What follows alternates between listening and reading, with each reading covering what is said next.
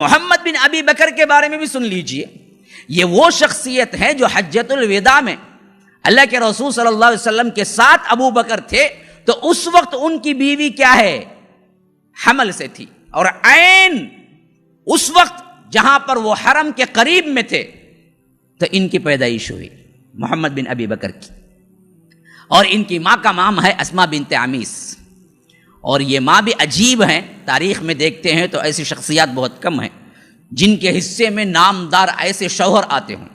ان کی پہلی شادی حضرت جعفر سے ہوئی جو حضرت علی رضی اللہ عنہ کے بڑے بھائی ہیں، اور جب یہ موتا کی جنگ میں شہید ہو گئے تو حضرت ابو بکر صدیق نے ان سے نکاح کیا۔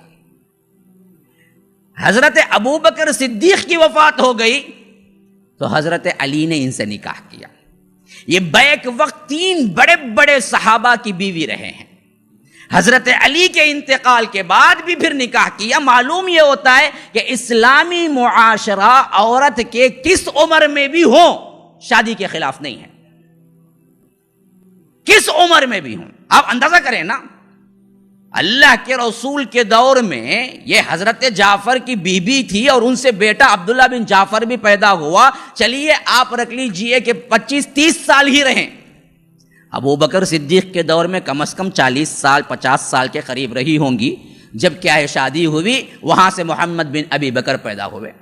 حضرت ابو بکر کے انتقال کے بعد پھر شادی ہوئی 60 میں، تقریباً 60 یا 50 سال کے درمیان رہے ہوں گے جب شادی ہوئی ہوگی حضرت علی سے، تو پھر حضرت علی سے 40 ہجری تک تقریباً کیا ہے 25-30 سال، 70 سال ہو گئی، 70 پر 5 سال ہو گئے ہوں گے، پھر شادی ہوئی حضرت علی کے بعد۔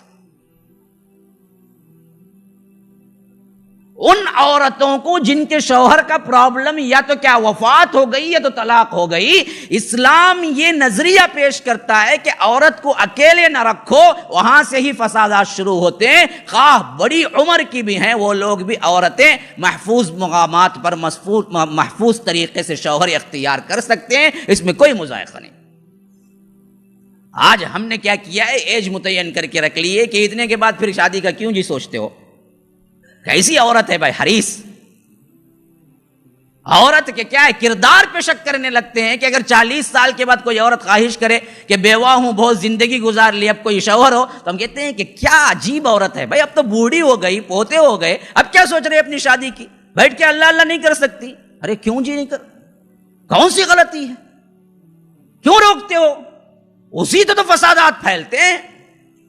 ان کو ان کا شوہر مل جائے، اس کے لیے وہ بنے سورے، اس کے لیے وہ عام جیسے اختیار کرتی ہیں بیبیاں وہ اختیار کریں تو مصروف رہیں گی۔ خاندان میں کیا ہے، یہ ننندوں کا مسئلہ بھی نہیں ہوگا، یہ جیٹوں کا مسئلہ بھی نہیں ہوگا۔ پتہ نہیں، مجھے بولتے ہوئے بھی ہنسی آتی ہے، عجیب طرح کے نام رکھے ہو ہم، ننند بولنے میں بڑی مشکل ہوتی ہے، وہ کوئی تمل کا لفظ لگتا ہے، پھر جیٹ کہاں کا وہ جیٹ آیا یا کھیٹ آیا پتہ نہیں ہے، ایک کو کہتے ہیں جیٹ، ایک کو کہتے ہیں کیا کہتے ہیں وہ دیور ہے، جیٹ ہے، یہ سب کیا ہے عجیب و غریب نام ہے۔ تو یہ سب مسائل پیدا ہوتے۔ کوئی آپ کی بیوی کسی دیور کے کپڑے دھوئے کیوں؟ ہاں جی، شوہر کے کپڑے دھوئے برابر ہے، جیٹ کے کپڑے دھوئے کیوں؟ اگر اس کی بیوی مر گئی ہے تو دوسری شادی کر کے چھوڑو اس کو، اس کی بیوی اس کے کپڑے دھوئے۔